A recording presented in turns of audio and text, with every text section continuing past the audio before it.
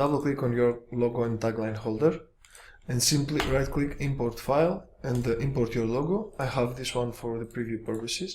So you simply drag and drop your logo in here, in this comp, you scale it, you adjust it the ways you like to, and I will remove this line because we don't need this line here. And now let's double click the text. Okay, and also double click the other one. Okay, this is how to edit your logo. So then you can go to your render 1080, and as you can see now, we have a long run preview because it's a bit it takes some time to render the frame. So you see the logo updated and the lights are inside the logo. So next you can have some extra options such as the adjust of the edge, the outline of the logo, the reveal animation, and the styling. So let's take everything in order. First, to change the colors of the rays, you come here in the controller, and by simply scrubbing with this angle tool, you can see we get some great hues, like so, which is really cool. You can have any colors you like, and they are very procedural, so this is a really cool effect. Then you can have the final color styling if you like. This is just for some styling purposes. I'm tinting it out now. Really small details. You can have a red tint, for example.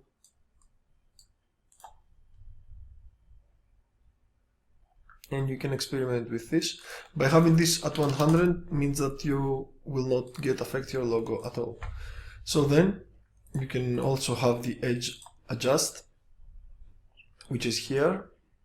Again, click on this adjustment here, and now you can have the light angle. As you can see, I'm changing the angles. So the angle for the second one, which is just in case we have opened. This is the light amount that comes in, and same here. So let's say this, by making it 0, you have a less light amount here, and now you can see we can have this edge.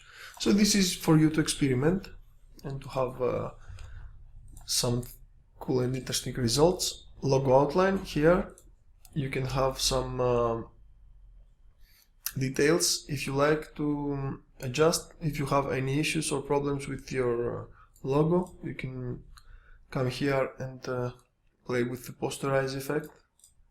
Just okay. Also the fractal, you can change the random seed of the animation, right? So if you want to render, for example, 3 or 4 logos for different clients, you can have each client different animation, so it fits perfectly their logo.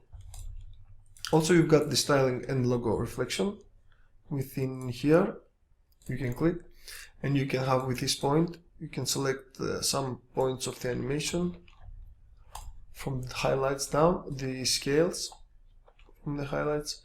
Also, you can have the original color or some tinted colors, right, as you can see here in this example.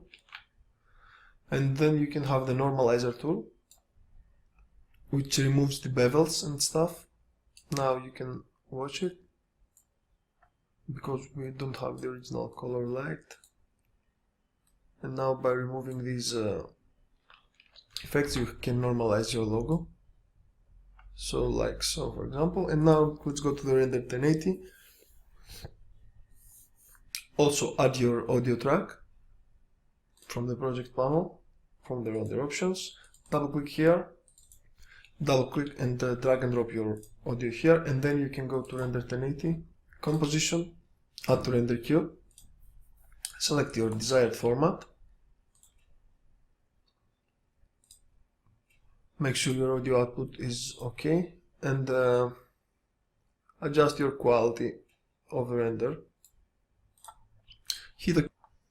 Select your destination folder by clicking this, and this will select the folder you like to render the final file, and hit render.